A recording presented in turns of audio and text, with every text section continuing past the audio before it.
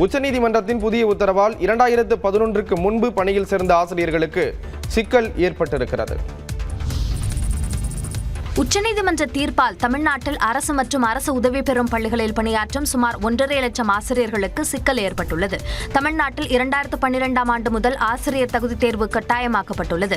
எனவே ஆசிரியர் பணியில் தொடர தகுதி தேர்வில் தேர்ச்சி கட்டாயம் என்ற உச்சநீதிமன்ற உத்தரவால் 2012ஆம் ஆண்டுக்கு முன்பு பணியில் சேர்ந்தவர்களுக்கு சிக்கல் ஏற்படும் என்று கூறப்படுகிறது.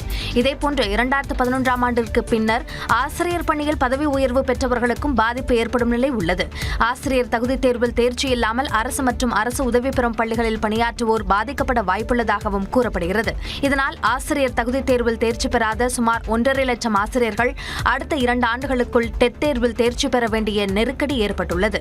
உச்சநீதிமன்ற தீர்ப்பில் தமிழ்நாடு அரசின் நிலைப்பாடு என்ன என்பன உள்ளிட்ட பல்வேறு கேள்விகளை ஆசிரியர்கள் சங்கம் முன்வைத்துள்ளது.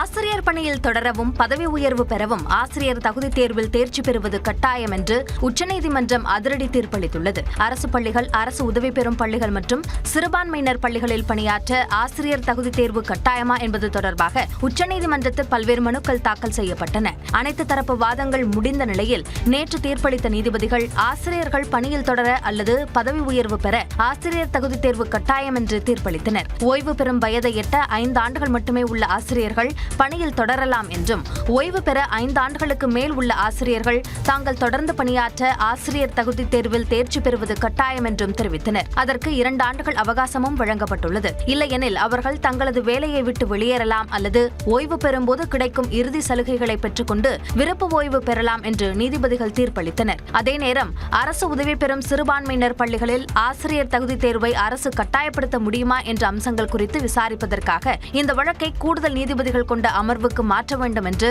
தலைமை நீதிபதிக்கு பரிந்துரைப்பதாகவும் நீதிபதிகள் தெரிவித்துள்ளனர். ஆசிரியர் தகுதி தேர்வு கட்டாயம் என உச்சநீதிமன்றம் உத்தரவு பிறப்பித்துள்ள நிலையில் தீர்ப்பு அதிர்ச்சி அளிப்பதாக ஆசிரியர் சங்க நிர்வாகிகள் தெரிவித்துள்ளனர். 2004 ரெக்ரூட்மெண்ட் ஆன பிசிக்ஸ், கெமிஸ்ட்ரிலாம் ப்ரொமோஷனில் போயிட்டாங்க. இப்போ மேக்ஸ் மற்ற சப்ஜெக்ட்லாம் இல்லை. அவங்க மட்டும் என்ன பாவம் பண்ணாங்க? இப்போ அவங்க தகுதி தேர்வு முடிக்கணும்னு சொல்லுறது ஒரு சமூக நீதிக்கே எதிரானதாக இருக்குது. ஒரு ஒட்டுமொத்த ஆசிரியர் இனத்திற்கு இது ஒரு பெரிய அதிர்ச்சி அலையை ஏற்படுத்தி கொண்டிருக்கிறது. 2 ஆண்டு என்பது ஒரு நெருக்கடி தான். ஏன்னா ஒரு 20 ஆண்டுகளுக்கு பிறகு நான் பயணத்தை ஒரு டிக்கெட்டை நான் டெல்லிக்கு போகணும்னு எடுத்துட்டு நான் கோயம்புத்தூருக்கு போகிற நிலையில் இருக்கு. நான் அப்பாயின்மெண்ட் வாங்கிட்ட பிறகு அப்பாயின்மெண்ட்ல இருக்க சொல்ல அந்த நிலைப்பாடு இல்லை. கட்டாய கல்வி உரிமை சட்டம் அமல்படுத்துவதற்கு முன்பாக நியமிக்கப்பட்ட ஆசிரியர்களுக்கு இது ஒரு பெரிய பாதிப்பு தான். ஏறக்குறைய 1.25 லட்சத்திற்கு அதிகமான ஆசிரியர்களுடைய வாழ்வாதாரமே இன்றைக்கு கேள்விக்குறியாய், அவர்கள் பணியில் தொடர முடியுமா என்பதே ஒரு கேள்விக்குறியாயிருக்கிறது. புதிதாக பணியில் சேருவோருக்கு மட்டுமல்லாமல் ஏற்கனவே பணியில் இருப்போருக்கும் தேர்வு கட்டாயம் என உத்தரவிடப்பட்டுள்ளது குறிப்பிடத்தக்கது. தமிழ்நாட்டில் அரசு கலை அறிவியல் மற்றும் கல்வியியல் கல்லூரிகளில் தற்காலிக அடிப்படையில் 560 கௌரவ விரிவுரையாளர்கள் பணியமர்த்தப்பட்டுள்ளதாக உயர்கல்வித்துறை அமைச்சர் கோவி செழியன் தெரிவித்துள்ளார். இது தொடர்பாக அவர் வெளியிட்டுள்ள அறிக்கையில், அனைவருக்கும் சமமான உயர்கல்வி கிடைத்திட வேண்டும் என்பதற்காக அரசு கல்லூரி இல்லாத பகுதிகளில் நடப்பாண்டில் புதிதாக 15 அரசு கலை மற்றும் அறிவியல் கல்லூரிகள் தொடங்கப்பட்டுள்ளதாகவும், மாணவர்களின் தேவைக்கேற்ப பல்வேறு பாடப்பிரிவுகளில் 15,000க்கும் மேற்பட்ட கூடுதல் மாணவர் சேர்க்கை இடங்கள் உருவாக்கப்பட்டுள்ளதாகவும் கூறியுள்ளார். இதில் நிரந்தர உதவி பேராசிரியர்கள் பணியமர்த்தப்படும் வரை மாணவர்களுக்கான கல்வி கற்றலில் தொய்வு ஏற்படாமல் இருக்க கௌரவ விரிவுரையாளர்களை தற்காலிகமாக பணியமர்த்த முதலமைச்சர் மு.க. ஸ்டாலின் அறிவுறுத்தியதாக அமைச்சர் கோவி செழியன் தெரிவித்துள்ளார். அதன்படி தகுதியானவர்களுக்கு கடந்த மாதம் 18ஆம் தேதி முதல் 28ஆம் தேதி வரை அந்தந்த மண்டலங்களில் நேர்காணல் நடத்தி கௌரவ விரிவுரையாளர்களின் தெரிவு பட்டியல் dngasa.org என்ற இணையதளத்தில் வெளியிடப்பட்டுள்ளதாக தனது அறிக்கையில் கூறியுள்ள அமைச்சர், தேர்வான தற்காலிக கௌரவ விரிவுரையாளர்கள் வரும் 8ஆம் தேதிக்குள் உரிய கல்லூரிகளில் சேர வேண்டும் என்றும் அறிவுறுத்தியுள்ளார். சென்னையில் ஆபரண தங்கம் விலை சவரனுக்கு 680 ரூபாய் உயர்ந்து 77,640 ரூபாய் என்ற புதிய உச்சத்தை தொட்டுள்ளது. தங்கத்தின் விலை கடந்த ஒரு வாரமாகவே தொடர்ந்து ஏறுமுகமாக இருந்து வருகிறது. இந்நிலையில் சென்னையில் 1 கிராம் தங்கம் விலை 85 ரூபாய் அதிகரித்து 9,705 ரூபாயாக நிர்ணயிக்கப்பட்டுள்ளது. சவரனுக்கு 680 ரூபாய் உயர்ந்து 77,640 ரூபாய்க்கு விற்பனையாகிறது. கடந்த ஒரு வாரத்தில் மட்டும் சவரனுக்கு 3,200 ரூபாய் உயர்ந்துள்ளது. மேலும் கடந்த 8 மாதங்களில் கிராமுக்கு 2,605 ரூபாயும் சவரனுக்கு 20,840 ரூபாயும் உயர்ந்துள்ளது.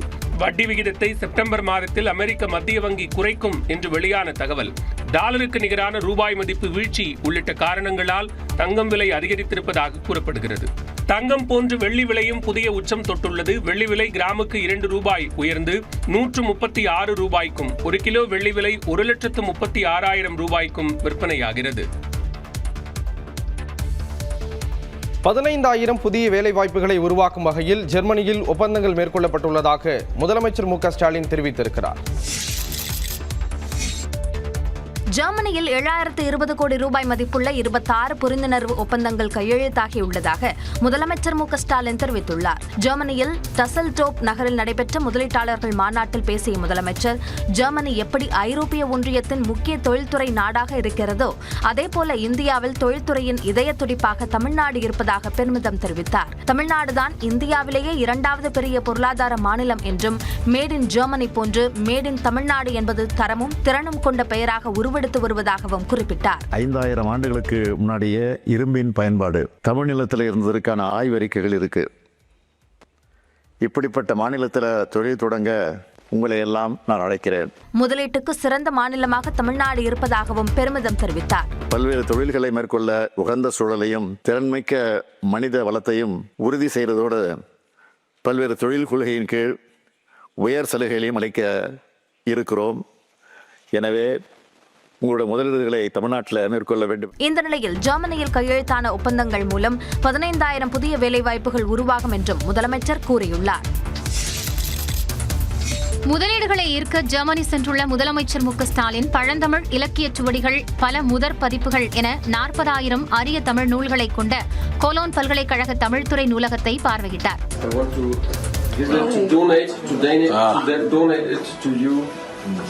To send them back to Tamil Nadu. Oh, beautiful. We cannot work on them at the moment, and that is why.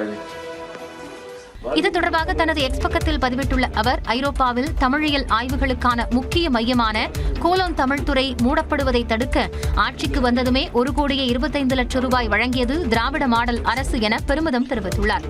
அது வீணாகவில்லை என்பதை இங்குள்ளவர்களின் தமிழ் ஆர்வத்தை கண்டு மகிழ்ச்சி அடைந்ததாகவும் குறிப்பிட்டுள்ளார். எங்கள் ரொம்ப மகிழ்ச்சி தெரிவிக்கிறேன்.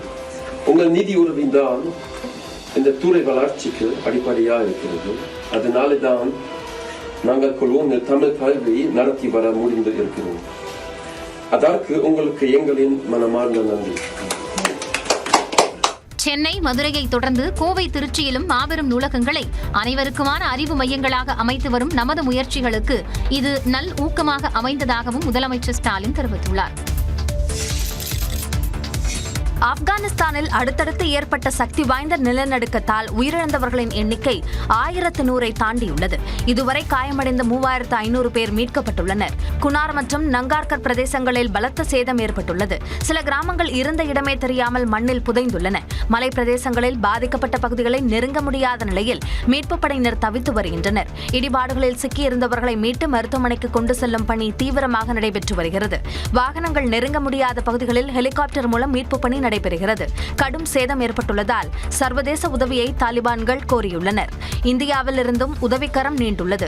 6 ரிக்டர் அளவில் பதிவான நிலநடுக்கம் தரைப்பகுதியிலிருந்து வெறும் 8 கிலோமீட்டர் ஆழத்தில் ஏற்பட்டுள்ளதால் பெரும் சேதத்தை ஏற்படுத்தியுள்ளது. காபூல் முதல் இஸ்லாமாபாத் வரை பலத்த சேதம் ஏற்பட்டுள்ளது. பஞ்சாப், ஹரியானா உள்ளிட்ட மாநிலங்களில் கனமழை தொடர்ந்து வருகிறது. தொடர் மழையால் வட மாநிலங்களில் கடும் வெள்ளப்பெருக்கு ஏற்பட்டுள்ளது. தொடர் கனமழையால் தலைநகர் டெல்லி தத்தளிக்கும் நிலை ஏற்பட்டுள்ளது. குருகிராம் தேசிய நெடுஞ்சாலை, சவுக் மேம்பாலம் உள்ளிட்ட இடங்களில் கொட்டி தீர்த்த கனமழையால் தண்ணீர் தேங்கி கடும் போக்குவரத்து நெரிசல் ஏற்பட்டுள்ளது. சில கிலோமீட்டர் தூரத்திற்கு வாகனங்கள் அணிவகுத்து நின்றன.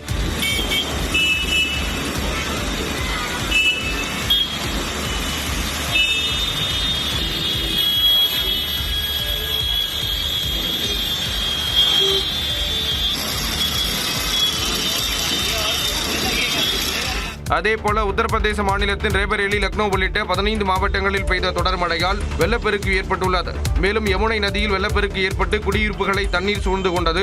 வீடுகளில் சிக்கி தவித்த மக்கள் படகுகள் மூலம் மீட்கப்பட்டனர். மேலும் பரேலி, ராம்பூர், மொராதாபாத், அம்ரோஹா, மீரட் உள்ளிட்ட பகுதிகளுக்கு ஆரஞ்ச் அலர்ட் விடுக்கப்பட்டதால் பள்ளிகளுக்கு விடுமுறை விடப்பட்டுள்ளது. பஞ்சாபில் வரலாறு காணாத மழையால் பொதுமக்களின் இயல்பு வாழ்க்கை கடுமையாக பாதிக்கப்பட்டுள்ளது. லூதியானா, அமிர்தசரஸ் உள்ளிட்ட பல்வேறு பகுதிகளில் பெய்த மழையால் சாலைகளில் தண்ணீர் தேங்கின. குடியிருப்புகளை வெள்ளம் சூழ்ந்தது. வெள்ள பாதிப்புகள் குறித்து பஞ்சாப் முதலமைச்சர் பகவந்த் மானிடம் பேசிய பிரதமர் மோடி வேண்டிய உதவிகளை வழங்க தயாராக இருப்பதாக உறுதியளித்தார். அதேபோல் ஹரியானாவில் தொடர் மழையால் பல்வேறு பகுதிகள் வெள்ளக்காடாக காட்சியளிக்கின்றன. குருகிராமில் 4 மணி நேரத்தில் 100 மில்லிமீட்டர் அளவு மழை பெய்ததால் மக்களின் இயல்பு வாழ்க்கை கடுமையாக பாதிக்கப்பட்டுள்ளது. போதிய முன்னெச்சரிக்கை நடவடிக்கைகள் எடுக்கவில்லை என கூறி அரசை கண்டித்து காங்கிரஸ் தொண்டர்கள் படகு போராட்டத்தில் ஈடுபட்டனர்.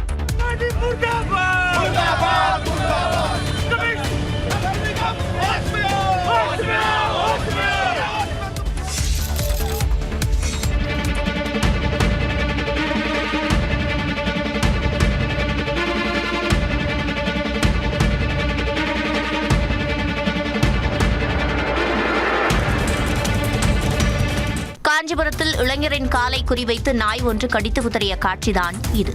காஞ்சிபுரம் மாநகராட்சிக்கு உட்பட்ட மதுராந்தக தோட்ட தெருப்பகுதியில் கடந்த 3 நாட்களில் 7 பேரை நாய் ஒன்று கடித்துள்ளது. மணிகண்டன் என்ற இளைஞர் ஞாயிற்றுக்கிழமை தனது நண்பர்களுடன் தெருவில் கிரிக்கெட் விளையாடிக் கொண்டிருந்தார். அப்போது அங்கிருந்த நாய் அவரது காலை குறிவைத்து கடித்து குதறியது. திங்கட்கிழமை பள்ளி மாணவி ஒருவரையும் இந்த நாய் கடித்துள்ளது. ஏற்கனவே இந்த நாய் 5 பேரை கடித்துள்ளதால் நாய்களை கட்டுப்படுத்த மாநகராட்சி நடவடிக்கை எடுக்க வேண்டுமென அப்பகுதி மக்கள் கோரிக்கை விடுத்துள்ளனர். இதனிடையே கிருஷ்ணகிரி மாவட்டம் ஓசூர் அருகே தெருநாய் கடித்ததில் 3 வயது சிறுவன் காயமடைந்தார். மாசி நாயக்கன்பள்ளி கிராமத்தில் உத்தரப்பிரதேசத்தைச் சேர்ந்த ரேகா நந்தலால் தம்பதி வசித்து வருகின்றனர். இவர்களது 3 வயது மகன் சத்யா வீட்டின் அருகே விளையாடிக் கொண்டிருந்த போது அந்த வழியாக சென்ற தெருநாய் சிறுவனை கடித்து குதறியது. அலறல் சத்தம் கேட்டு சிறுவனை மீட்ட பெற்றோர் மருத்துவமனையில் அனுமதித்தனர். தெலங்கானாவில் ராபிஸ் நோய் தாக்கிய நாய் கடித்து 4 வயது சிறுவன் உயிரிழந்தது சோகத்தை ஏற்படுத்தியுள்ளது. தெலங்கானா மாநிலம் ஜகித்யாலா மாவட்டத்தில் உள்ள துங்குரு கிராமத்தைச் சேர்ந்த 4 வயது ரக்ஷித் 2 மாதங்களுக்கு முன்பு தனது வீட்டின் அருகே விளையாடிக் கொண்டிருந்தார். அப்போது அந்த சிறுவனை வெறிநாய் கடித்தது. நாயிடமிருந்து தப்பியோட முயன்றபோது அருகிலிருந்த கழிவுநீர் கால்வாயில் விழுந்த சிறுவன் காயமடைந்தார். உடனடியாக அருகில் இருந்தவர்கள் சிறுவனை மீட்டு முதலுதவி சிகிச்சை அளித்தனர். எனினும் நாய் கடித்தது பற்றி வீட்டில் யாரிடமும் சிறுவன் தெரிவிக்காமல் இருந்ததாக தெரிகிறது. இந்நிலையில் அண்மையில் உடல்நலக்குறைவால் பாதிக்கப்பட்ட சிறுவனை பெற்றோர் மீட்டு அரசு மருத்துவமனையில் அனுமதித்தனர். அதன்பின் மேல் சிகிச்சைக்காக ஐதராபாத்தில் உள்ள நீலோஃபர் மருத்துவமனையில் அனுமதித்த நிலையில் சிறுவன் சிகிச்சை பலனின்றி உயிரிழந்தான். வெறிநாய் கடித்ததில் சிறுவனுக்கு ரேபிஸ் நோய் பாதிப்பு ஏற்பட்டதே உயிரிழப்புக்கு காரணம் என மருத்துவர்கள் தெரிவித்தனர். அப்படியே நீங்கள் என்னுடைய பேச்சால் உங்களுக்கு யாருக்காவது காயமடைந்தீர்கள், பாதிக்கப்பட்டவர்கள், உங்களுக்கு அது தப்பாக தோணுச்சுன்னா தயவுசெய்து என்னை மன்னிச்சிடுங்க. தெருநாய்களுக்கு ஆதரவான தனது கருத்து சர்ச்சையான நிலையில் நடிகர் படவா கோபி மன்னிப்பு கோரிய காட்சிதான் இது. தெருநாய் தொல்லை குறித்து தனியார் தொலைக்காட்சி ஒன்றில் விவாத நிகழ்ச்சி நடைபெற்றது. இதில் தெருநாய்களுக்கு ஆதரவாக பேசியவர்களின் கருத்துக்கள் சர்ச்சையை ஏற்படுத்தியது. இதுகுறித்து விளக்கம் அளித்து வீடியோ வெளியிட்டுள்ள நடிகர் படவா கோபி நாய்களின் குணாதிசயம் குறித்து தான் பேசியதாக தெரிவித்தார். மனிதர்கள் மேலே இருக்கிற அன்பினாலையும் நாயின் மேலே இருக்கக்கூடிய அன்பினாலையும் நம்ம இது ரெண்டுத்துக்குமே ஒரு தீர்வு கிடைக்கும் அப்படின்ற ஒரு நோக்கத்தை நான் நிகழ்ச்சிக்கு போனேன். ஆனால் நான் போன எண்ணமும் வேற, அங்கே நடந்தது வேற. அதனால் தயவுசெய்து நீங்கள் இதை எல்லாரும் புரிஞ்சுப்பீங்கன்னு நினைக்கிறேன். அதுபோல நடிகை அம்முவும் சர்ச்சை குறித்து விளக்கம் அளித்துள்ளார். நிறைய பேர் ட்ரால் பண்ணுறீங்க, நிறைய அப்யூசிவ் நிறைய வேர்ட்ஸ் நீங்கள் யூஸ் பண்ணுறீங்க. அதுக்கெல்லாம் பயந்து நான் இந்த வீடியோ போடுறேன்னு தயவு செஞ்சு நினச்சிக்காதீங்க. கண்டிப்பாக ஒரு நல்ல சொல்யூஷன் கிடைக்கும் அப்படிங்கிறதுக்காக தான் போகணுமே தவிர மற்றபடி உங்கள் வெறுப்பை சம்பாதிக்கணும் இல்லை உங்கள் மனசை ஹர்ட் பண்ணணும் அப்படிங்கிறது கிடையாது. வாயில்லா ஜீவன்களுக்கும் நியாயம் கிடைக்க வேண்டும் என்ற எண்ணத்தில் பேசியதாகவும் நடிகை அம்மு கூறினார். திமுக ஆட்சியில் ஜல்லிக்கட்டு போட்டி நடத்துவதில் கூட ஊழல் நடப்பதாக எடப்பாடி பழனிசாமி குற்றம் சாட்டியிருக்கிறார். தமிழக பொறுப்பு டிஜிபி வெங்கடராமன் நியமனத்தில் குளறுபடி நடந்துள்ளதாக எதிர்க்கட்சித் தலைவர் எடப்பாடி பழனிசாமி குற்றம் சாட்டியுள்ளார். மக்களை காப்போம், தமிழகத்தை மீட்போம் என்ற பெயரில் பரப்புரை மேற்கொண்டுள்ள அவர் மதுரை திருப்பரங்குன்றத்தில் 4ஆம் கட்ட பரப்புரை பயணத்தை தொடங்கினார். அப்போது டிஜிபி நியமனம் குறித்து விமர்சித்தார். ஒரு டிஜிபி பதவி ஏற்றிருக்கிறார், அது தகுதியின் அடிப்படையில் அவர்கள் நியமிக்கவில்லை. 8 டிஜிபிக்கு பிறகு 9வது டிஜிபியாக இருக்கின்ற அவர் பொறுப்பு டிஜிபியாக நியமித்திருக்கிறார். அதிமுக மீண்டும் ஆட்சிக்கு வந்தால் மதுரையில் மல்லிகைப்பூ வாசனை திரவிய தொழிற்சாலை அமைக்கப்படும் என்று இபிஎஸ் உறுதியளித்தார். அவனியாபுரம் என்று சொன்னால் பெயர் பெற்ற ஊர் அவனியாபுரம். இந்த பகுதியிலே ஜல்லிக்கட்டு காளை சிலை அமைக்க வேண்டும் என்று சொல்லியிருக்கிறீர்கள். அனைத்து இந்திய அண்ணா திராவிட முன்னேற்ற கழக அரசு அமைந்தவுடன் உங்களுடைய கோரிக்கை நிறைவேற்றப்படும். இந்த அவனியாபுரத்திலே ஜல்லிக்கட்டு காளை சிலை அமைக்கப்படும். திமுக ஆட்சியில் ஜல்லிக்கட்டு போட்டி நடத்துவதில் கூட ஊழல் நடப்பதாகவும் எடப்பாடி பழனிசாமி குற்றம் சாட்டினார். தமிழ்நாட்டில் பொறுப்பு டிஜிபி நியமனத்திற்கு எதிராக உச்சநீதிமன்றத்தில் மனு தாக்கல் செய்யப்பட்டுள்ளது. தமிழ்நாட்டின் சட்டம் ஒழுங்கு டிஜிபியாக இருந்த சங்கர் ஜிவால் ஞாயிற்றுக்கிழமை ஓய்வு பெற்ற நிலையில் நிர்வாக பிரிவு டிஜிபியாக உள்ள வெங்கடராமன் பொறுப்பு டிஜிபியாக பதவியேற்றுக் கொண்டார். இதற்கு எதிராக மக்கள் கண்காணிப்பகம் அமைப்பைச் சேர்ந்த வழக்கறிஞர் ஹென்றி திவேன் உச்சநீதிமன்றத்தில் மனு தாக்கல் செய்துள்ளார். அதில் டிஜிபி பதவிக்கான காலம் நிறைவடைவதற்கு 3 மாதத்திற்கு முன்பாகவே புதிய டிஜிபியை நியமிப்பதற்காக தகுதியான 3 பேர்களின் பெயரை யுபிஎஸ்சிக்கு தமிழ்நாடு அரசு பரிந்துரைக்கவில்லை என தெரிவித்துள்ளார். அதே நேரத்தில் உச்சநீதிமன்ற தீர்ப்புக்கு எதிராக பொறுப்பு டிஜிபியாக வெங்கடராமனை நியமித்து அரசாணை பிறப்பித்துள்ளதாகவும் மனுவில் குறிப்பிட்டுள்ளார். இந்த விஷயத்தில் உச்சநீதிமன்றம் தலையிட்டு உரிய உத்தரவை பிறப்பிக்க வேண்டும் என்றும் உச்சநீதிமன்றத்தின் உத்தரவை மீறி செயல்பட்ட தமிழ்நாடு அரசுக்கு எதிராக நீதிமன்ற அவமதிப்பு நடவடிக்கை எடுக்க வேண்டும் என்றும் தனது மனுவில் ஹென்றி திவேன் வலியுறுத்தியுள்ளார். ஓபிஎஸ் உள்ளிட்ட அனைத்து அதிமுகவினரும் ஓரணியில் வர வேண்டும் என தமிழ்நாடு பாஜக தலைவர் நயினார் நாகேந்திரன் வலியுறுத்தியுள்ளார். அதிமுக பாஜக கூட்டணி அமைத்துள்ள நிலையில் தேசிய ஜனநாயக கூட்டணியிலிருந்து வெளியேறுவதாக சில மாதங்களுக்கு முன்பு ஓ பன்னீர்செல்வம் அறிவித்தார். மேலும் செய்தியாளர்களிடம் பேசிய அமமுக பொதுச் செயலாளர் டிடிவி தினகரன் தேசிய ஜனநாயக கூட்டணியில் தாங்கள் இருக்கிறோமா என்பதை நயினார் நாகேந்திரன் தான் தெளிவுபடுத்த வேண்டும் என கூறியிருந்தார். இதனிடையே அதிமுக ஓரணியாக வேண்டும் எனவும் சசிகலா தெரிவித்திருந்தார். இந்நிலையில் நியூஸ் 18 தமிழ்நாட்டிற்கு பேட்டியளித்த நயினார் நாகேந்திரன் சசிகலாவின் கருத்தை வழிமொழிவதாக கூறினார். அதாவது எங்களை பொறுத்த மட்டும் திராவிட முன்னேற்ற கழக அரசை வீழ்த்த வேண்டும், அதற்காக எல்லோருமே ஓர் அணியில் திரள வேண்டும் என்பது எங்களுடைய. சசிகலா மேடம் சொல்லித்தாங்க, அவங்களும் ஓர் அணியில் திரண்டால் மட்டுமே திராவிட முன்னேற்ற கழகத்தை வெற்றி பெற முடியும். ஆமாம், அதையே நான் வலியுறுத்துகிறேன். அதற்கான முயற்சியே கண்டிப்பாக எல்லாருமே வரணும். அண்ணன் ஓபிஎஸ் உள்பட எல்லோருமே வர வேண்டும் என்பது என்னுடைய விருப்பம். திமுக அரசை வீழ்த்த அனைவரும் ஓரணியில் திரள வேண்டும் என்றும் நயினார் நாகேந்திரன் கோரிக்கை விடுத்துள்ளார். கேரளாவில் மூளையை தின்னும் அமீபா வைரஸ் பாதிப்பால் 3 மாத ஆண் குழந்தை உட்பட 2 பேர் உயிரிழந்தது அதிர்ச்சியை ஏற்படுத்தியுள்ளது. கேரள மாநிலத்தில் மூளையை தின்னும் அமீபா கிருமி வேகமாக பரவி வருகிறது. கோழிக்கோடு மாவட்டத்தில் உள்ள ஒமச்சேரி பகுதியைச் சேர்ந்த அபுபக்கர் சித்திக்கின் 3 மாத ஆண் குழந்தைக்கு கடந்த 28 நாட்களுக்கு முன்பு அமீபா பாதிப்பு உறுதி செய்யப்பட்டது. அதைத் தொடர்ந்து கோழிக்கோடு அரசு மருத்துவமனையில் தீவிர சிகிச்சை அளிக்கப்பட்டு வந்தது. இந்நிலையில் சிகிச்சை பலனின்றி குழந்தை உயிரிழந்தது. இதேபோன்று கோழிக்கோடு மாவட்டத்திற்கு உட்பட்ட கப்பில் கிராமத்தை சேர்ந்த 52 வயதான ரமலா என்ற பெண்மணி அமீபா பாதிப்பால் சிகிச்சை பலனின்றி உயிரிழந்தார். அவர் தனது வீட்டின் அருகே உள்ள குளத்தில் குளித்தபோது அமீபா வைரஸ் பாதிப்புக்கு ஆளானதாகவும் குளத்தில் அமீபா வைரஸ் பாதிப்பு உறுதி செய்யப்பட்டதை தொடர்ந்து குளத்தை பயன்படுத்த தடை விதிக்கப்பட்டுள்ளதாகவும் தெரிவிக்கப்பட்டுள்ளது. இதனால் ஒரே மாதத்தில் அமீபா தொற்றால் உயிரிழந்தோர் எண்ணிக்கை 3ஆக உயர்ந்துள்ளது. கேரளாவில் மூளையை தின்னும் அமீபா நோய் பரவல் எதிரொலியாக தமிழ்நாடு மாநகராட்சி, நகராட்சி மற்றும் தனியார் நட்சத்திர விடுதிகளில் உள்ள நீச்சல் குளங்கள் முறையாக பராமரிக்கப்படுகின்றனவா என்பதை ஆய்விற்குட்படுத்த வேண்டும் என சுகாதாரத்துறை உத்தரவிட்டுள்ளது. நீச்சல் குளங்களில் நாள் ஒன்றுக்கு 2 முறை தண்ணீரை மாற்ற வேண்டும், குளோரின் பவுடர் தெளித்து சானிடைசர் கொண்டு சுத்தம் செய்ய வேண்டும் உள்ளிட்ட வழிமுறைகளை பின்பற்ற நீச்சல் குள உரிமையாளர்கள் மற்றும் நட்சத்திர ஹோட்டல் உரிமையாளர்களுக்கு பொது சுகாதாரத்துறை உத்தரவிட்டுள்ளது. இதனை ஆய்வு செய்து உறுதிப்படுத்த மாவட்ட மருத்துவ அதிகாரிகளுக்கு பொது சுகாதாரத்துறை இயக்குநர் சோமசுந்தரம் உத்தரவு பிறப்பித்துள்ளார். மாசடைந்த நீர்நிலைகளில் குழந்தைகளை குளிக்க அனுப்புவதை பெற்றோர் தவிர்க்க வேண்டும் என்றும் பெற்றோர்களுக்கு பொது சுகாதாரத்துறை வலியுறுத்தியுள்ளது. வாக்குரிமை என்ற பெயரில் மக்களவை எதிர்க்கட்சித் தலைவர் ராகுல் காந்தி மேற்கொண்ட 14 நாள் பயணம் நிறைவு பெற்றது. பீகாரில் விரைவில் சட்டப்பேரவைத் தேர்தல் நடைபெறவுள்ள நிலையில் சிறப்பு தீவிர வாக்காளர் பட்டியல் திருத்தத்தை தேர்தல் ஆணையம் மேற்கொண்டது. அதன் அடிப்படையில் சுமார் 65 லட்சம் வாக்காளர்கள் பட்டியலில் இருந்து நீக்கப்பட்டனர். இதனால் பீகார் மக்களின் வாக்குரிமை திருடப்பட்டதாக கூறிய எதிர்க்கட்சித் தலைவர் ராகுல் காந்தி பீகாரில் கடந்த 14 நாட்களாக வாக்குரிமை என்ற பெயரில் யாத்திரை மேற்கொண்டார். ராகுலுடன் இணைந்து தமிழ்நாடு முதலமைச்சர் மு க ஸ்டாலின், ஆர்ஜேடி கட்சித் தலைவர் தேஜஸ்வி யாதவ் உள்ளிட்ட பல தலைவர்கள் பங்கேற்றனர். 14 நாட்கள் 1300 கிலோமீட்டர் பயணம் மேற்கொண்ட ராகுல் காந்தி இறுதி நாளில் பீகார் தலைநகர் பாட்னாவில் நடைப்பயணம் மேற்கொண்டார். அப்போது அனுமதி இல்லாத இடத்தில் பேரணி செல்ல காவல்துறையினர் தடை விதித்தனர். இதையடுத்து நடைபெற்ற கூட்டத்தில் பேசிய ராகுல் காந்தி வாக்கு திருட்டு குறித்த புதிய மோசடியை வெளிப்படுத்தப் போவதாக தெரிவித்தார்.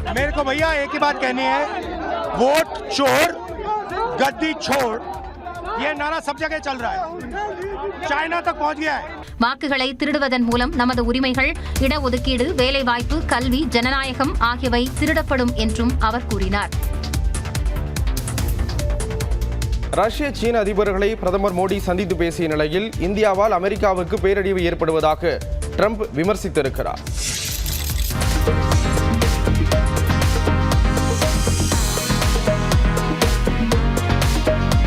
சீனாவில் ஷாங்காய் ஒத்துழைப்பு அமைப்பு மாநாட்டின் உலகின் முக்கிய அதிகார மையங்களாக பார்க்கப்படும் தலைவர்கள் சந்தித்து பேசிய காட்சிகளே இவை. சீனாவிற்கு பயணம் மேற்கொண்டுள்ள பிரதமர் நரேந்திர மோடி தியான்ஜின் நகரில் நடைபெற்ற ஷாங்காய் ஒத்துழைப்பு அமைப்பு மாநாட்டிற்கிடையே ரஷ்ய அதிபர் விளாடிமிர் புட்டினை சந்தித்தார். பிரதமர் மோடியை ரஷ்ய அதிபர் புட்டின் ஆரத்தழுவி கை குலுக்கி வரவேற்றார். தொடர்ந்து இருவரும் சிரித்து பேசியபடி மாநாட்டு அரங்கை நோக்கி சென்றனர். அப்போது பிரதமர் மோடி மற்றும் ரஷ்ய அதிபர் புட்டினை சீன அதிபர் ஷி ஜின்பிங் வரவேற்று பேசினார். இந்த சந்திப்பின் போது ஷி ஜின்பிங், ரஷ்ய அதிபர் புட்டின் மற்றும் பிரதமர் மோடி ஆகியோர் ஒருவரோடு ஒருவர் சிரித்து பேசி கலந்துரையாடினர். அப்போது பாகிஸ்தான் பிரதமர் ஷபாஸ் ஷெரீப் ஓரமாக நின்று வேடிக்கை பார்த்துக் கொண்டிருந்தார்.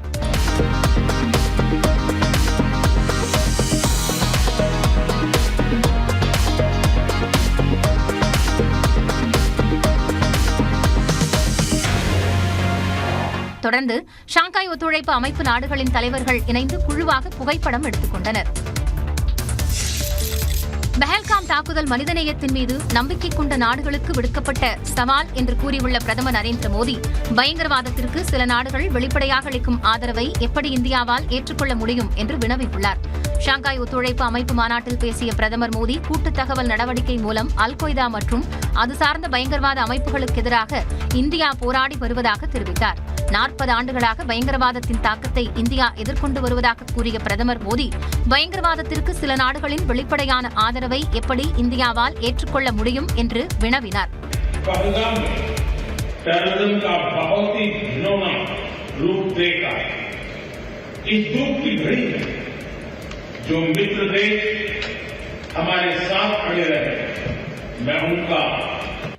இந்நிலையில் பெஹல்காமில் நடந்த பயங்கரவாத தாக்குதலுக்கு ஷாங்காய் ஒத்துழைப்பு அமைப்பு கண்டனம் தெரிவித்துள்ளது. இது தொடர்பாக அந்த அமைப்பின் தலைவர்கள் வெளியிட்ட கூட்டறிக்கையில் பயங்கரவாதத்திற்கு எதிராக இரட்டை நிலைப்பாட்டை ஏற்றுக்கொள்ள முடியாது என்று திட்டவட்டமாக தெரிவிக்கப்பட்டுள்ளது.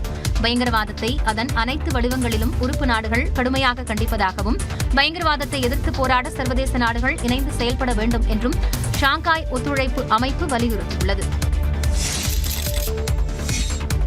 சீனாவில் நடந்த ஷாங்காய் ஒத்துழைப்பு அமைப்பு மாநாட்டிற்கு பின்னர் பிரதமர் நரேந்திர மோடியும் ரஷ்ய அதிபர் புட்டினும் ஒரே காரில் பயணம் மேற்கொண்டனர். அதனைத் தொடர்ந்து பிரதமர் மோடி மற்றும் ரஷ்ய அதிபர் புட்டின் தலைமையில் இருதரப்பு பேச்சு நடைபெற்றது. அப்போது பேசிய பிரதமர் மோடி, இந்தியாவும் ரஷ்யாவும் மிகவும் கடினமான சூழ்நிலைகளிலும் கூட தோளோடு தோள் நிற்பதாக பெருமிதம் தெரிவித்தார். யுக்ரைன் ரஷ்யா இடையிலான போரை விரைவில் முடிவுக்கு கொண்டு வர வேண்டும் என்று ரஷ்ய அதிபர் புட்டினிடம் பிரதமர் நரேந்திர மோடி வலியுறுத்தினார். संघर्ष को जल्द से जल्द खत्म करने और स्थायी शांति स्थापित करने का रास्ता खोजना होगा. ये पूरी मानवता की पुकार है. एक्सेलेंसी, एक बार फिर आपका मैं हृदय से बहुत बहुत धन्यवाद करता हूं.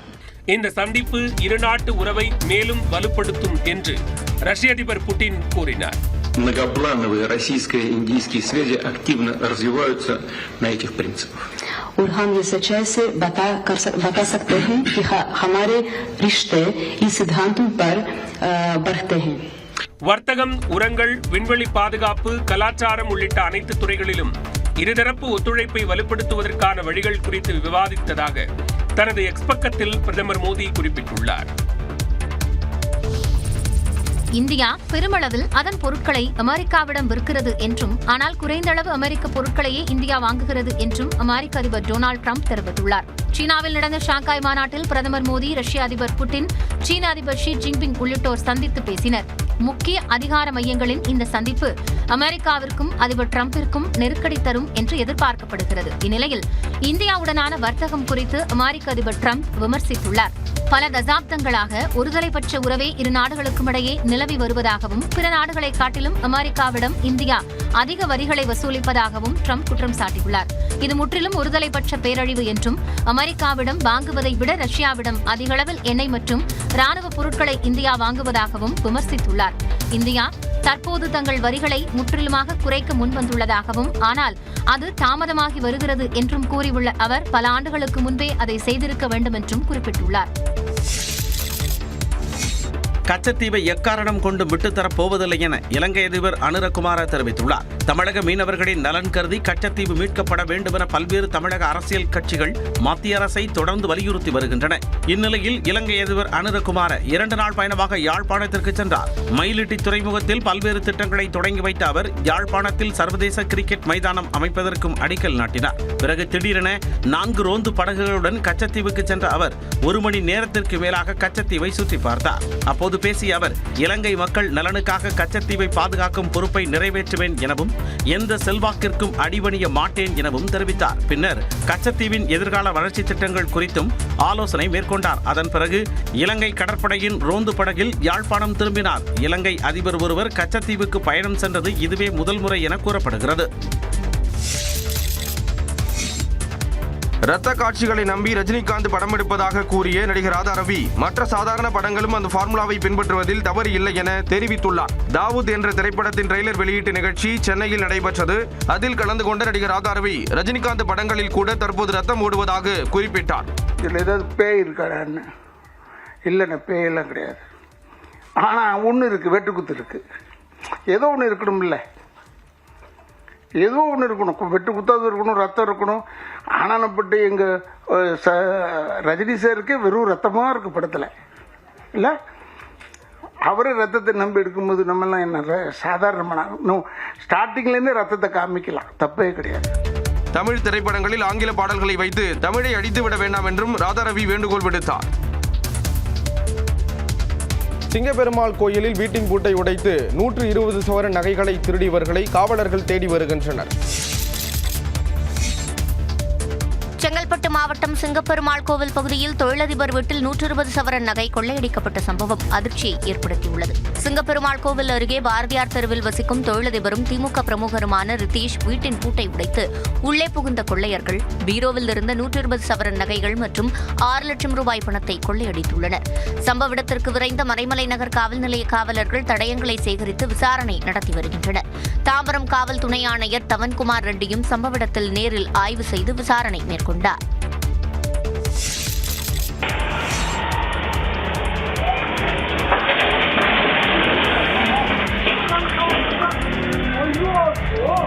செங்கல்பட்டு மாவட்டம் புலிப்பாக்கத்தில் பிரேக் பிடிக்காததால் சாலையில் தறியட்டோடிய லாரி மீது மோதாமல் தம்பதி நல்வாய்ப்பாக தப்பித்த காட்சிதான் இது. புலிப்பாக்கம் மேட்டு தெருவில் வந்த லாரியின் பிரேக் பிடிக்காததால் அதன் ஓட்டுநர் ஓரமாக போங்க என்று கத்தியவாறே லாரியை ஓட்டி வந்துள்ளார். அப்போது அதனை கவனித்த 2 சிறுவர்கள் அங்கிருந்து ஓடிய நிலையில் எதிர் திசையில் இருசக்கர வாகனத்தில் கணவன் மனைவி வந்துள்ளனர். அப்போது கணவர் இருசக்கர வாகனத்தை நிறுத்திய நிலையில் அதிலிருந்து குதித்து அவரது மனைவி ஓடினார். இதனையடுத்து பள்ளி ஒன்றின் மதில் சுவரில் மோதி 2 இருசக்கர வாகனங்களை அடித்து தள்ளியவாறு லாரி நின்ற நிலையில் அதை ஓட்டி வந்த ஓட்டுநர் தப்பிச் சென்றார்.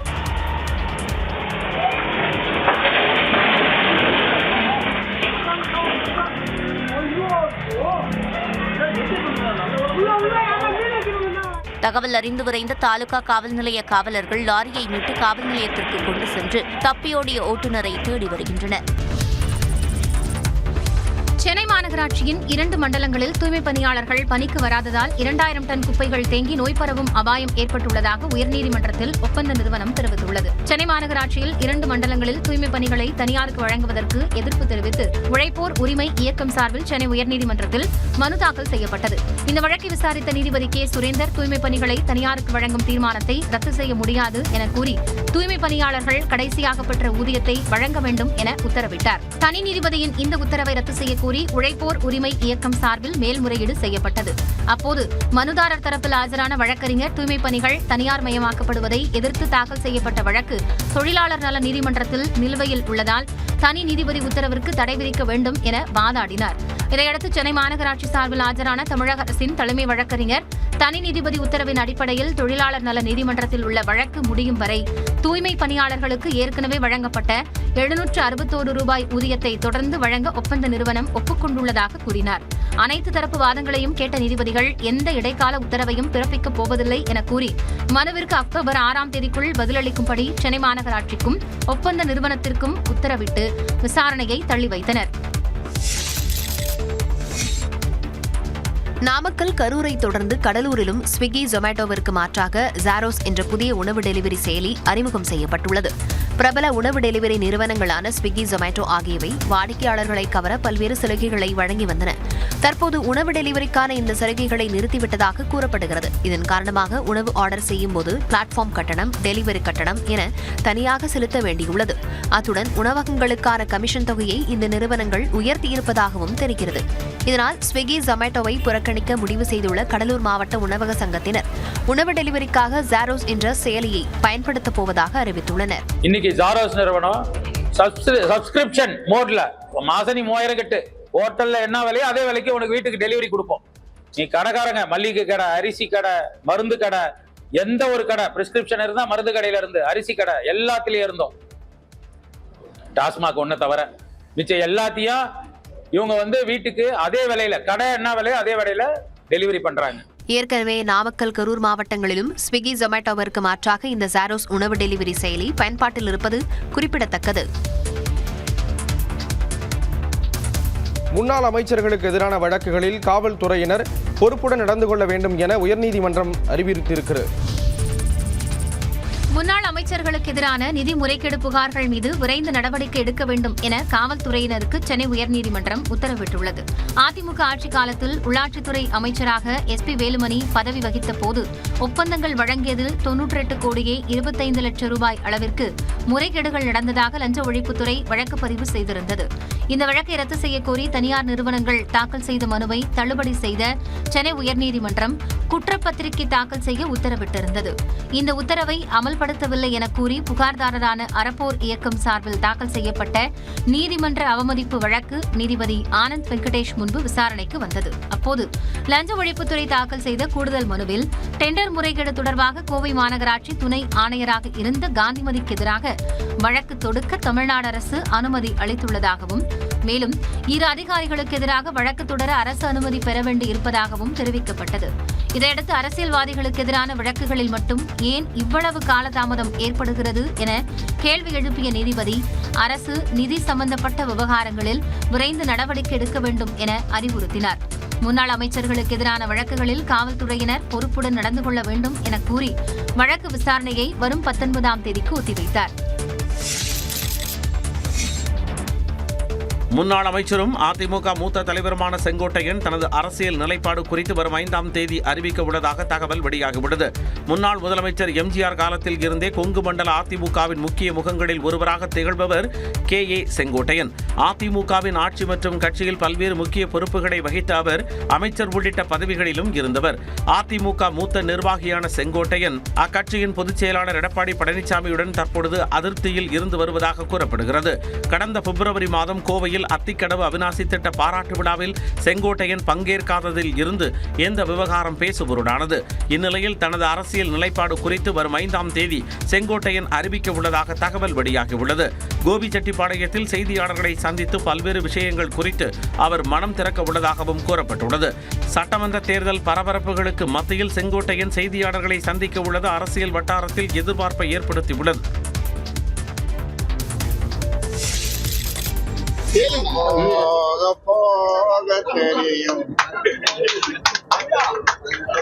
அன்புமணி மீது ஒழுங்கு நடவடிக்கை எடுக்கப்படுமா என்ற கேள்விக்கு ராமதாஸ் அளித்த பதில்தான் இது. கடலூர் பாரதி சாலையில் நடைபெற்ற திருமண விழாவில் பாமக நிறுவனர் ராமதாஸ் கலந்து கொண்டார். பின்னர் செய்தியாளர்களை சந்தித்த அவர் தான் ஒரு சீர்திருத்தவாதி என்றார். நான் அரசியல்வாதி அல்ல, அரசியல்வாதியும் அல்ல, நான் சமூக சீர்திருத்தவாதி. இதனிடையே கடலூர் பாமக மாவட்ட செயலாளர் வீட்டிற்கு சென்ற ராமதாஸ் அவரின் இரட்டை குழந்தைகளை கையில் ஏந்தி தாலாட்டு பாடினார். காலையிலும் சூரியனை காட்டும் பளிங்குவே ஆராரோ ஆரிரோ. 2026 சட்டமன்ற தேர்தலில் யாருடன் கூட்டணி என்பது குறித்து டிசம்பர் மாதம் அறிவிக்கப்படும் என அமமுக பொதுச் செயலாளர் டிடிவி தினகரன் தெரிவித்துள்ளார். சுதந்திர போராட்ட வீரர் புலிதேவனின் பிறந்தநாளையொட்டி தென்காசி மாவட்டம் நெற்கட்டும் செவல் பகுதியில் உள்ள அவரது மணிமண்டபத்தில் உள்ள சிலைக்கு அம்மா மக்கள் முன்னேற்றக் கழக பொதுச் செயலாளர் டிடிவி தினகரன் மாலை அணிவித்து மரியாதை செலுத்தினார். இதையடுத்து செய்தியாளர்களை சந்தித்த அவர், நாடாளுமன்ற தேர்தல் வேறு, சட்டமன்ற தேர்தல் வேறு என்றும் 2024 மக்களவைத் தேர்தலில் மோடி பிரதமராக வேண்டும் என அமமுக ஆதரவு தெரிவித்ததாகவும் கூறினார். 26 சட்டமன்ற பொதுத் தேர்தல் என்பது வேறு. அதில் எங்கள் நிலைப்பாடை நீங்கள் பொறுத்திருங்கள். டிசம்பர் மாதத்தில் உறுதியாக உங்களுக்கு தெரிய வரும். இல்லைங்க, எங்களது அம்மா மக்கள் முன்னேற்றக் கழகம், அதன் தொண்டர்களும் அதன் நிர்வாகிகளும் அவர்களின் விருப்பத்தை அறிந்துதான் நான் செயல்பட முடியும். இதில் நானாக தன்னிச்சையாக இந்த முடிவு எடுக்க முடியாது. 2026 சட்டமன்ற தேர்தலில் அமமுக தொண்டர்கள் விரும்பும் வகையில் கூட்டணி அமைப்போம் என்றும் அவர் கூறினார்.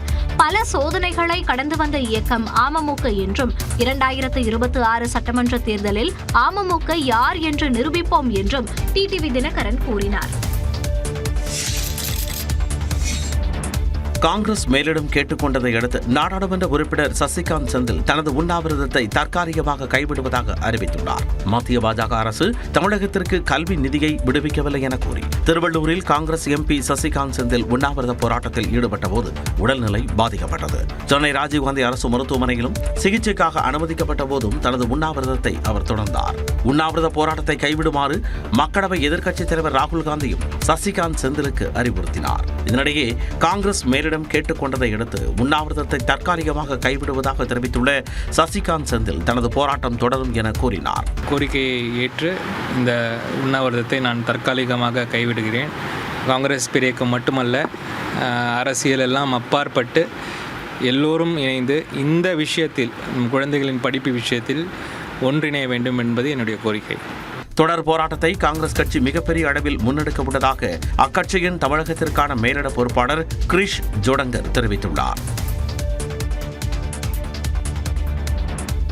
கல்வி நிதி வழங்காத விவகாரத்தில் தமிழ்நாடு அரசின் மேல்முறையீட்டு மனுவை விசாரித்த உயர்நீதிமன்றம் மத்திய அரசு பதிலளிக்க உத்தரவிட்டுள்ளது.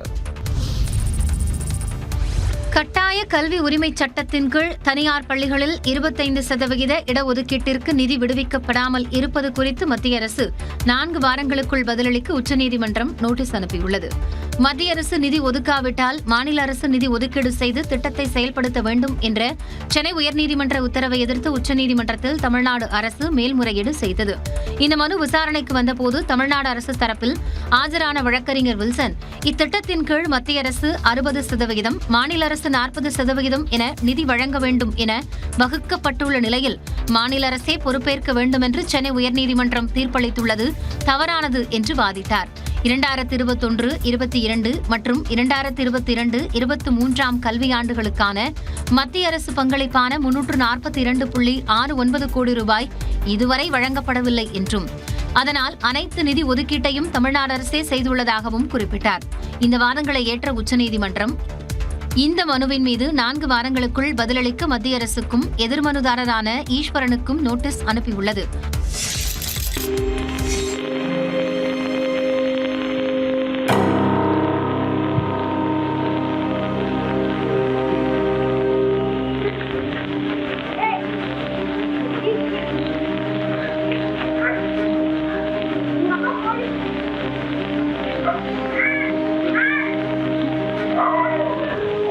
பழனியில் மது போதையில் இருந்த வடமாநில இளைஞர் ஒருவர் பள்ளி சிறுவனை கடத்திச் செல்ல முயற்சி செய்த அதிர்ச்சி காட்சிதான் இது. திண்டுக்கல் மாவட்டம் பழனியைச் சேர்ந்த 9ஆம் வகுப்பு படிக்கும் மாணவர் ஒருவர் பள்ளி வேனில் செல்வதற்காக வீட்டிற்கு வெளியே சாலையில் நடந்து சென்றார். அப்போது அவ்வழியாக சிறுவனை பின்தொடர்ந்து வந்த வடமாநில நபர் ஒருவர் சிறுவனை கையை பிடித்து இழுத்து அச்சுறுத்தும் வகையில் நடந்து கொண்டதாக கூறப்படுகிறது. அப்போது சிறுவன் கூச்சலிட்ட நிலையில் அங்கே கூடிய பொதுமக்கள் சிறுவனை மீட்டதுடன் வடமாநில நபரை பிடித்து சரமாரியாக தாக்கினர்.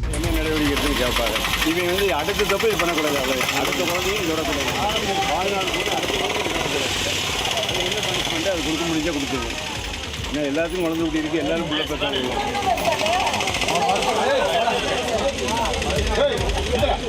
பின்னர் காவல்துறையினருக்கு தகவல் தெரிவித்து அவர்களிடம் ஒப்படைத்தனர். விசாரணையில் அவர் அசாம் மாநிலத்தைச் சேர்ந்த கனு சர்கார் என தெரிய வந்தது. விசாரணைக்காக அவரை காவல்துறையினர் அழைத்துச் சென்றனர். சென்னையில் ஸ்கேன் மையத்தில் கருவில் உள்ள சிசுவின் பாலினத்தை கண்டறிந்து கூறிய விவகாரத்தில் பெண் மருத்துவர் மற்றும் புரோக்கர் ஆகியோர் கைது செய்யப்பட்டனர். நொளம்பூரில் உள்ள SSN ஸ்கேன் மையத்தில் கருவில் இருக்கும் சிசு ஆணா பெண்ணா என தெரிவிக்கப்படுவதாக குற்றச்சாட்டு எழுந்தது. புகாரின் அடிப்படையில் அந்த மையத்தில் மருத்துவத்துறை அதிகாரிகள் அதிரடி சோதனை மேற்கொண்டனர். அப்போது கடந்த 3 மாதங்களாக கர்ப்பிணிகளிடம் சிசுவின் பாலினத்தை கூறுவதும் இதற்காக 8,000 ரூபாய் முதல் 15,000 ரூபாய் வரை வசூல் செய்ததும் கண்டுபிடிக்கப்பட்டது. இதைத் தொடர்ந்து மருத்துவத்துறையினர் அளித்த புகாரின் பேரில் ஸ்கேன் மையத்தில் பணியாற்றிய மருத்துவர் பகவதி சௌந்தர்யா மற்றும் அவருக்கு உதவியாக இருந்த பட்டாபிராமைச் சேர்ந்த புரோக்கர் அண்ணல் ஆகியோரை காவல்துறையினர் கைது செய்தனர். மதுரை ஆதீனத்தின் அடுத்த வாரிசாக தன்னை அறிவிக்க வேண்டும் என தமிழ்நாடு அரசுக்கு மதுரை ஆதீன மடத்தின் தம்பிரான் மனு அளித்துள்ளார். மதுரை ஆதீன மடத்தில் 2018ஆம் ஆண்டு முதல் தம்பிரானாக உள்ளவர் ஸ்ரீமத் விஸ்வலிங்க தம்பிரான். இவர் தன்னை மதுரை ஆதீனத்தின் அடுத்த வாரிசாக அறிவிக்க வேண்டும் என வலியுறுத்தி வருகிறார். இந்நிலையில் மதுரை ஆதீன மட விவகாரத்தில் முதலமைச்சர் மு.க. ஸ்டாலின், இந்து சமய அறநிலையத்துறை அமைச்சர் சேகர் பாபு ஆகியோர் தலையிட வேண்டும் என்று வலியுறுத்தியுள்ளார். இது தொடர்பாக மதுரை ஆட்சியர் நடத்திய குறைதீர்ப்பு முகாமில் மனு அளித்த பின்னர் செய்தியாளர்களிடம் பேசிய அவர், மதுரை ஆதீன மடத்தின் அடுத்த வாரிசாக தன்னை 292வது குருமகா சன்னிதானம் நியமித்ததாக குறிப்பிட்டார். ஆனால் தற்போதைய மதுரை ஆதீனம் மற்றொருவரை வாரிசாக நியமிக்க நடவடிக்கை எடுத்து வருவதாக ஸ்ரீமத் விஸ்வலிங்க தம்பிரான் கூறினார். சன்னிதானத்து மேல ஒரு FIR இருக்கு, அவர் ஜாமீன்லயும் இருக்காங்க. அப்படிங்கும்போது அவர் தார்மீகமா அவர் அதில் விலகி இருந்து கூட என்ன பண்ணலாம், அடுத்தது அவங்க முயற்சி பண்ணலாம். 2 பேத்துக்கும் ஒரே குருநாதர் தான், 292 தான். அவர் காலத்துக்கு முன்னாடி இருந்து நம்ம இருக்கோம். காலேஜ் கட்டுறது இதெல்லாம் நான் செய்யாம விட்டுட்டேன், அதனால உங்க காலத்தில் இதெல்லாம் செய்யணும்னு சில பாரம்பரியமான விஷயங்களும் எங்களுக்கு சொல்லியிருக்காங்க. மதுரை ஆதீன மடத்தில் முறையாக பூஜைகள் செய்யப்படுவதில்லை என்றும் அவர் குற்றம் சாட்டினார். 20% எத்தனால் கலந்த பெட்ரோல் விற்பனையை கட்டாயமாக்கும் மத்திய அரசின் திட்டத்திற்கு எதிரான வழக்கை உச்சநீதிமன்றம் தள்ளுபடி செய்துள்ளது. பெட்ரோலில் 20% எத்தனால் கலப்பதால் வாகனங்களின் என்ஜின் பாதிக்கப்படுவதால் கலப்பு இல்லாத பெட்ரோலையும் வாடிக்கையாளர்களுக்கு விற்பனை செய்ய வேண்டும் என உத்தரவிடக் கோரி உச்சநீதிமன்றத்தில் பொதுநல மனு தாக்கல் செய்யப்பட்டிருந்தது. இந்த மனு தலைமை நீதிபதி கவாய் அடங்கிய அமர்வில் விசாரணைக்கு வந்தது. அப்போது மனுதாரர் தரப்பில் ஆஜரான மூத்த வழக்கறிஞர் ஷதான் பராசத், எத்தனால் கலப்பால் வாகனங்களில் 6% மைலேஜ் குறைவதாக நிதி ஆயோக் கவலை தெரிவித்ததை சுட்டிக்காட்டினார். 2023ஆம் ஆண்டுக்கு முன்பு தயாரிக்கப்பட்ட வாகனங்களுக்கு கலப்பு பெட்ரோல் ஏற்றதல்ல என்றும் அந்த நிறுவனங்களுக்கு கலப்பு இல்லாத பெட்ரோல் கிடைக்க வழிவகை செய்ய வேண்டும் என்றும் கேட்டுக்கொண்டார். மத்திய அரசு தரப்பில் ஆஜரான வழக்கறிஞர் வெங்கடரமணி அனைத்து விஷயங்களையும் கருத்தில் கொண்டு அரசு இந்த முடிவை எடுத்துள்ளதாகவும் இதனால் கரும்பு மக்காச்சோளம் பயிரிடும் விவசாயிகள் பயன்பெறுவார்கள் என்றும் வாதிட்டார். இருதரப்பு வாதங்களையும் கேட்ட நீதிபதிகள் எத்தனால் கலந்த பெட்ரோல் விற்பனைக்கு எதிரான மனுவை தள்ளுபடி செய்து உத்தரவிட்டனர். குடியரசு துணைத் தலைவர் பதவியிலிருந்து விலகிய ஜக்தீப் தன்கர் அரசியலத்தை காலி செய்துவிட்டு இந்திய தேசிய லோக்தள கட்சியின் தலைவர் அபய் சௌதாலாவுக்கு சொந்தமான பண்ணை வீட்டிற்கு குடிபெயர்ந்தார். குடியரசு துணைத் தலைவராக இருந்த ஜக்தீப் தன்கர் கடந்த ஜூலை 21 தனது உடல்நிலையை காரணம் காட்டி பதவியை ராஜினாமா செய்வதாக குடியரசுத் தலைவர் திரௌபதி முர்முவுக்கு கடிதம் அனுப்பினார். இருப்பினும் மத்திய அரசுடன் மோதல் போக்கு காரணமாகவே ஜக்தீப் தன்கர் பதவி விலகினார் என எதிர்க்கட்சிகள் குற்றம் சாட்டி வருகின்றன. இந்நிலையில் குடியரசு துணைத் தலைவரின் குடியிருப்பை காலி செய்யாமல் கடந்த 40 நாட்களாக அங்கேயே ஜக்தீப் தன்கர் தங்கியிருந்தார். இது பேசுபொருளானது. இந்நிலையில் ஜக்தீப் தன்கர் அந்த இல்லத்தை காலி செய்தார். அவர் இந்திய தேசிய லோக்தள கட்சியின் அபய் சிங் சௌதாலாவுக்கு சொந்தமாக டெல்லியின் சத்தார்பூரில் உள்ள பண்ணை வீட்டில் குடியேறினார். அவருக்கு சொந்தமான பொருட்கள் அனைத்தும் பண்ணை வீட்டிற்கு முன்னதாகவே கொண்டு செல்லப்பட்டன. இது தொடர்பாக பேசிய சௌதாலா குடும்ப உறவின் அடிப்படையில் தன்கருக்கு தாமாக முன்வந்து வீடு வழங்கியதாக கூறினார். உள்ளாட்சி தேர்தல்களில் பிற்படுத்தப்பட்ட வகுப்பினருக்கு 42% இடஒதுக்கீடு வழங்கும் வகையில் ஒட்டுமொத்த இடஒதுக்கீட்டின் 50% உச்ச வரம்பை மீறும் மசோதாக்கள் தெலங்கானா சட்டமன்றத்தில் நிறைவேற்றப்பட்டுள்ளது. உள்ளாட்சி தேர்தல்களில் பிற்படுத்தப்பட்ட வகுப்பினருக்கு 42% இடஒதுக்கீடு வழங்க தெலங்கானா அரசு முடிவு செய்துள்ளது. இதனால் ஒட்டுமொத்த இடஒதுக்கீட்டின் 50% வரம்பை மீறும் வகையில் நகராட்சி சட்டத்திருத்த மசோதா மற்றும் உள்ளாட்சி சட்டத்திருத்த மசோதா ஆகியவற்றை சம்பந்தப்பட்ட அமைச்சர்கள் தெலங்கானா சட்டமன்றத்தில் தாக்கல் செய்தனர். மசோதாக்கள் மீதான விவாதத்தில் பங்கேற்ற BRS மற்றும் பாஜக உறுப்பினர்கள் இதேபோன்ற மசோதாக்களுக்கு மத்திய அரசு ஒப்புதல் அளிக்காமல் நிலுவையில் வைத்திருப்பதை சுட்டிக்காட்டினர். மசோதாக்களுக்கு ஆதரவளித்து பேசிய BRS சட்டமன்ற உறுப்பினர் கமலாகர் சட்ட தடைகளை தவிர்க்க தமிழ்நாடு அரசு பின்பற்றிய வழிமுறைகளை கடைபிடிக்க வேண்டும் என அறிவுறுத்தினார். பீகார், மத்திய பிரதேசம் போன்ற மாநிலங்களில் இதுபோன்ற மசோதாக்கள் சட்டமாக்க முடியாத சூழலையும் எடுத்துரைத்தார். இதனை ஏற்க மறுத்த சட்டமன்ற விவகாரங்கள் துறை அமைச்சர் ஸ்ரீதர் பாபு தமிழ்நாட்டை பின்பற்றுமாறு அறிவுறுத்தி BRS உறுப்பினர் 10 ஆண்டுகள் இந்த நடைமுறையை கிடப்பில் போட விரும்புவதாக குற்றம் சாட்டினார். இதையடுத்து இரு மசோதாக்களும் தெலுங்கானா சட்டமன்றத்தில் ஒருமனதாக நிறைவேறியது. திண்டுக்கல் புத்தக திருவிழாவில் கலந்து கொண்ட காங்கிரஸ் எம்பி ஜோதிமணி தனது நாடாளுமன்ற உறுப்பினர் நிதியில் 75% நூலகங்களுக்காகவே ஒதுக்கியுள்ளதாக கூறினார். திண்டுக்கல் MVM மேல்நிலைப் பள்ளியில் 12வது புத்தக திருவிழா வரும் 7ஆம் தேதி வரை நடைபெற உள்ளது. இந்த திருவிழாவில் அரசு பள்ளி மாணவ மாணவியர்கள் மற்றும் அரசு உதவி பெறும் பள்ளி மாணவ மாணவியர் சுமார் 5000த்திற்கும் மேற்பட்டோர் பங்கேற்றனர்.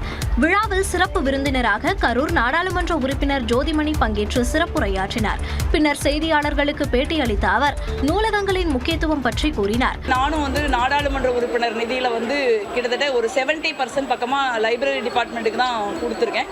ஏன்னா லைப்ரரிகளை ஒரு ஸ்கில் டெவலப்மெண்ட் சென்டராகவும் மாற்றலாம் அப்படிங்கிற ஒரு ஐடியாவில் அவங்களோட கம்பைன் பண்ணி நிறையா பண்ணியிருக்கோம். அதே மாதிரி இங்கே திண்டுக்கல்லையும் கிட்டத்தட்ட ஒரு 75 லட்சம் ரூபாய் மதிப்பில் ஒரு அரங்கம், ஒரு ஸ்கில் டெவலப்மெண்ட் சென்டருக்கான ஒரு முயற்சியை நாங்கள் முன்னெடுத்திருக்கோம். புத்தக திருவிழாவுக்கு ஏற்பாடு செய்த தமிழக அரசுக்கும் மாவட்ட நிர்வாகத்திற்கும் மாணவ மாணவிகள், ஆசிரியர்கள் நன்றி தெரிவித்தனர்.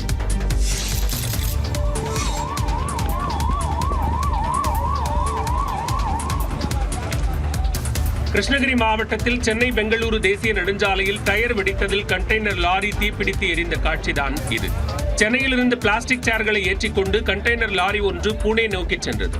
சென்னை பெங்களூரு தேசிய நெடுஞ்சாலையில் கிருஷ்ணகிரி அருகே சென்றபோது லாரியின் பின்பக்க டயர் வெடித்து சிதறியது.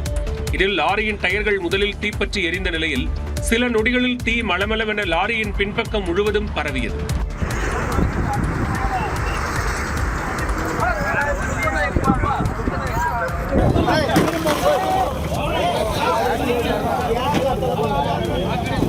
இதனையடுத்து சுதாரித்துக் கொண்ட ஓட்டுநர் லாரியை சாலை ஓரத்திலேயே நிறுத்திவிட்டு கீழே இறங்கினார். சம்பவ இடத்திற்கு விரைந்த கிருஷ்ணகிரி தீயணைப்புத் துறையினர் தண்ணீரை பீச்சி அடித்து தீயை கட்டுக்குள் கொண்டு வந்தனர். இது நீங்க அண்ணா திமுக அவங்ககிட்ட தாங்க நான் கேட்கணும். ஆனா நல்ல வலிமையான என்டிஏ இருக்கும், அதுல எந்த மாற்று கருத்து இல்லைங்க. 2026க்குள் ஒருங்கிணைந்த அதிமுக சாத்தியமாகுமா என்ற கேள்விக்கு தமிழக பாஜக முன்னாள் தலைவர் அண்ணாமலை அளித்த பதில்தான் இது. திருவாரூர் மாவட்டம் முத்துப்பேட்டையில் விநாயகர் சிலை ஊர்வல நிகழ்ச்சியில் அண்ணாமலை கலந்து கொண்டார். அப்போது செய்தியாளர்களை சந்தித்த அவர் கூட்டணி தொடர்பாக அம்மா மக்கள் முன்னேற்ற கழக பொதுச் செயலாளர் டிடிவி தினகரன் நல்ல முடிவு எடுப்பார் என்றார். டிடிவி அண்ணன் என்டிஏ கூட்டணிக்கு வரும்பொழுது 2024 சீட்டு கூட கேட்கல. அவர் அண்ணன் சீட்டே வேண்டாம், பிரதமருக்காக வர்றேன். அதன் பிறகு வேண்டுகோளை ஏற்றுக்கொண்டு அண்ணன் டிடிவி அவர்களுடைய கட்சி நின்னாங்க. அதனால ரொம்ப ரொம்ப மெச்சூர்டு பொலிட்டீஷியன், ரொம்ப ஒரு ஜென்டில்மேன் பொலிட்டீஷியன், நல்ல முடிவெடுப்பார். அதை பத்தி யாரும் பதறப்பட வேண்டிய அவசியம் இல்லைங்க. சுங்கச்சாவடிகளில் அளவுக்கு அதிகமான கட்டணம் வசூலிக்கப்படுவது உறுதி செய்யப்பட்டால் அதை பாஜகவின் கவனத்துக்கு கொண்டு வரலாம் என்றும் அவர் தெரிவித்தார். ஹிஜாவு நிதி நிறுவனத்தின் நிர்வாக இயக்குநர் உள்ளிட்ட 9 பேரின் பிணை மனுவை தள்ளுபடி செய்து சென்னை உயர்நீதிமன்றம் உத்தரவிட்டுள்ளது. சென்னையை தலைமையிடமாக கொண்டு இயங்கிய ஹிஜாவு நிதி நிறுவனம் மாதம் 15% வட்டி தருவதாக கூறி பொதுமக்களிடம் சுமார் 4620 கோடி ரூபாய் முதலீடு பெற்று மோசடி செய்ததாக புகார் எழுந்தது. சிறையில் உள்ள நிர்வாக இயக்குநர் சவுந்தரராஜன் உள்ளிட்ட 9 பேர் பிணை கோரியும் தலைமறைவாக உள்ள நிர்வாகி ராமராஜ் முன்பிணை கோரியும் உயர்நீதிமன்றத்தில் மனு தாக்கல் செய்தனர். இந்த மனு உயர்நீதிமன்ற நீதிபதி ஜி ஜெயச்சந்திரன் முன்பு விசாரணைக்கு வந்தது. அப்போது பொருளாதார குற்ற வழக்குகளில் பிணை வழங்கக்கூடாது என உச்சநீதிமன்றம் பல வழக்குகளில் தெரிவித்துள்ளதாக காவல்துறை தரப்பில் வாதிடப்பட்டது. அப்போது பிணை வழங்கினால் நீதிமன்ற நிபந்தனைகளை ஏற்க தயாராக உள்ளதாகவும் பல மாதங்களாக சிறையில் உள்ளதால் பிணை வழங்க வேண்டும் என்று மனுதாரர் தரப்பில் வாதிடப்பட்டது.